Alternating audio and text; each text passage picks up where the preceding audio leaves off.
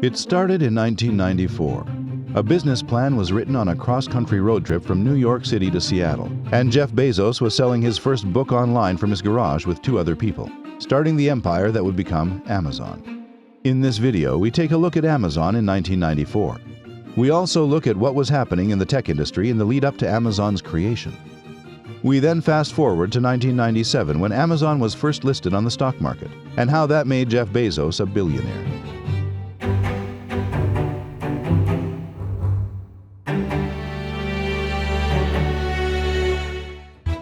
What was Jeff Bezos doing before he started Amazon? Bezos originally attended Princeton for a physics degree. He then switched his major to computer science. He told himself that he would one day start and run his own business. In his senior year at college, he joined a startup called Fitel, who were attempting to build a worldwide telecommunications network for financial trading firms. His role at Fitel was to debug spaghetti code. His success at this led to his promotion to head of development and director of customer service. Bezos spent 2 years working at Fitel, but he became frustrated by the startup's growth. He left the company and got a job at Bankers Trust, which is now part of Deutsche Bank. As a product manager, he sold software tools to the company's pension fund clients. Looking for a job in a technology company, Bezos was headhunted by D.E. Shaw, a 2.5-year-old financial hedge fund. As part of his role, Bezos was in charge of exploring new business opportunities in the age of the developing internet. It was through this research that the idea for Amazon was first born.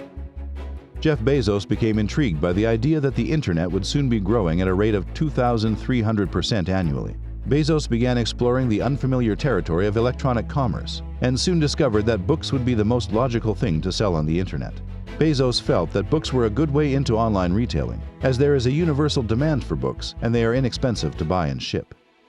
Bezos approached his company with the opportunity, but they weren't ready to make books a priority. Rejected, Bezos decided to leave Wall Street and start his own business.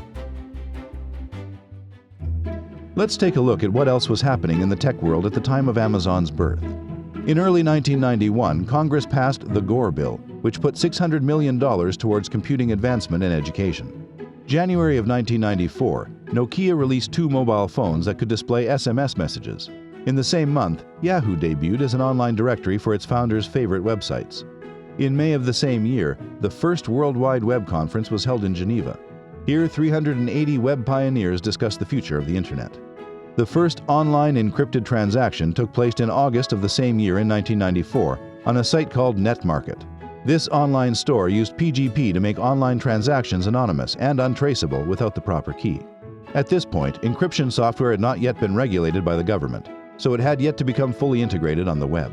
In September of 1994, Jeff Bezos registered his online bookstore.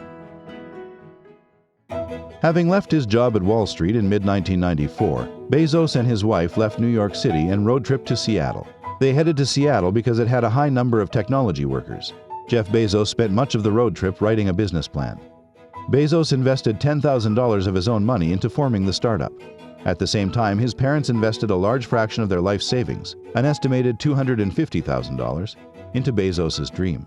Bezos warned his parents that they were very likely to lose their entire investment in the company, as he believed that there was only a 30% chance of him building a successful company. Once in Seattle, Bezos rented a house and started building Amazon out of his garage. The name for the company wasn't Amazon. This name only came in 1995. Known first as Cadabra Inc., Bezos intended to reference the word abracadabra. He wanted to show the magic of an online retailer. But this name was short-lived, as Bezos was quickly told that it sounded like cadaver on the phone. The name Relentless was toyed with, and eventually Bezos registered it as a domain name. While Bezos' company is not known as Relentless today, if you type in relentless.com, you will be redirected to the Amazon website. It wasn't until a couple of months later that the name Amazon was registered. The name was chosen because of the largest river in the world, which can be seen in the company's original logo. Bezos had hoped that Amazon would one day be an endless e-commerce marketplace. Also, back in the day, websites were listed alphabetically. Amazon's first employee was Shel Caffin, who was responsible for building Amazon's technical infrastructure. He, along with contractor Paul Barton Davis, were tasked with writing the code for Amazon. At this time, not many people knew how to write code for websites, so they had to figure it out as they went along. While they were busy writing the code, Bezos was developing the business plan and going to American Booksellers Association meetings. This organization was created to help bookstores grow and succeed. Once the code was written, a business plan developed, and shipping contracts were in place. Amazon began to get ready to launch. At this point, a group of 15 angel investors invested the first $1 million of seed capital into Amazon. Amazon initially started out selling books. However, the plan for Bezos was always to expand what would be sold on Amazon. Amazon was different from other online retailers who were selling books, as they had their own warehouse, which at the time was Jeff Bezos' garage. This ensured that quality and customer service would be maintained over the packaging and shipping of orders. Within 2 months of launching, after a year of beta testing, Amazon had sold books to 50 states and to over 45 countries. By the end of August in 1995, Amazon's sales were up to $20,000 a week. In its early days, Amazon's 10 employees and Bezos were inefficient with their operations and logistics. For the first number of months, Amazon employees would pack orders on their hands and knees on Jeff Bezos' garage floor. It wasn't until one of the employees suggested getting tables that their productivity doubled. Once the orders were packed up, Bezos and his team would drive to the post office to drop off the individual orders. Another difficulty that Amazon faced was that the book wholesalers that Amazon would buy their books from had a minimum of 10 books per order. This proved to be tricky for Amazon as they often only needed 1 book at a time. Jeff found a loophole in this policy, which is now known as the Lycan loophole. He found that an order had to be placed for 10 books, but you didn't have to receive 10 books.